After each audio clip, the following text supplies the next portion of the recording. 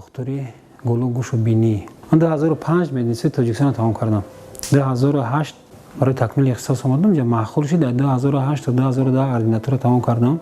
یک سال همگی بعد تمام کردن اردیناتور کار کردم. با گشت تاجیکستان رفتم. تاجیکستان در قریه بالا دیوم کورپزا کار میکردم تا 2014.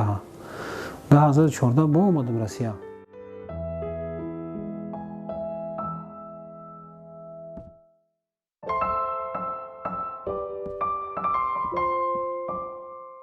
من برای دیگران هیچ گوشه نمیتونم خودم برای چی اومدم همینجا. من اکم همینجا زندگی میکرد.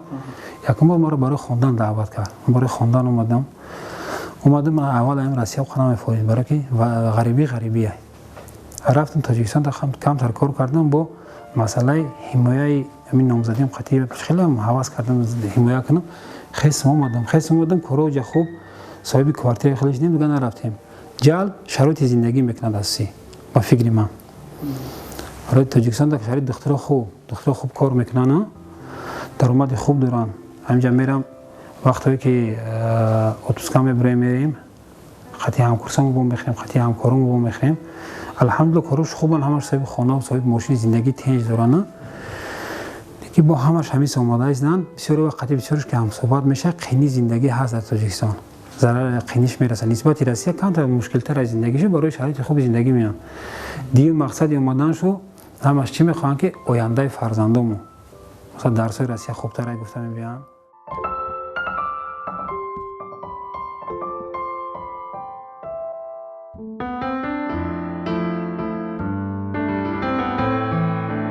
فرقیت در دوشنبه اکنون در پایتخت کار میکردم و هم بالنسای کلان تاجیکستان در کار میکردم.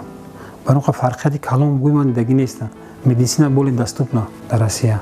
برای اپاراتورهای نو اپاراتورهای بقوت دارن. این از سیستم مدیالوگ از نشون دادیم در تاجیکستان نیست. در بالنسای کلان باشن مدیالوگ خاطی کار نمیکنن.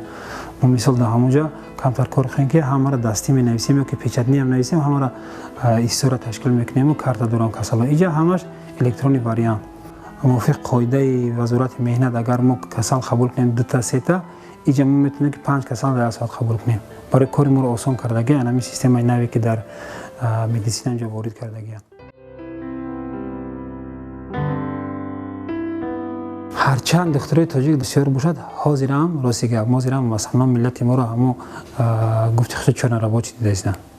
ما صف تا هم درجه زیاد شدگی نیست که ما خدمت همش یک ملتی که نه فقط کارهای سیاه بلکه همه کارهای مثل دختری و ملیسا و هر چی که ما رو از چسکومی باشه تاجیکه چسکوم ملیسا هم باشه تاجیکه هستن الحمدلله تاجیکا در هر ساحه هستن ادوکاتا هستن نکه هم بیشتر در ساحه تیپ کار میکنن تاجیکا هم بیشتر اینجا جای شکایت نامه دادن در پیش جانشینی سر دختر ما یگان شکایت کردگی نیستن صد همه کسالا خوب رفتار دارن قدیما.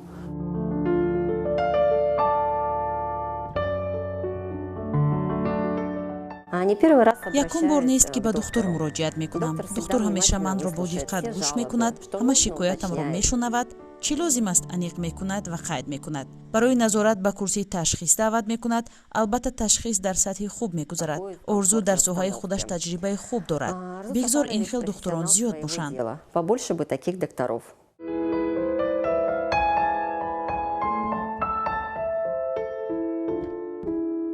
خودت مهاجر احساس میکنی یک شهروند روسیه؟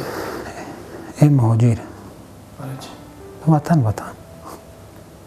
برای چی سبب این سوال ده ممکن جوابش ساعت طول بکشه که برای چی در بین مردم روسیه چرا یاد میکنیم خشت بار ما پدر مادر ما طبیعت وطن ملت خود ما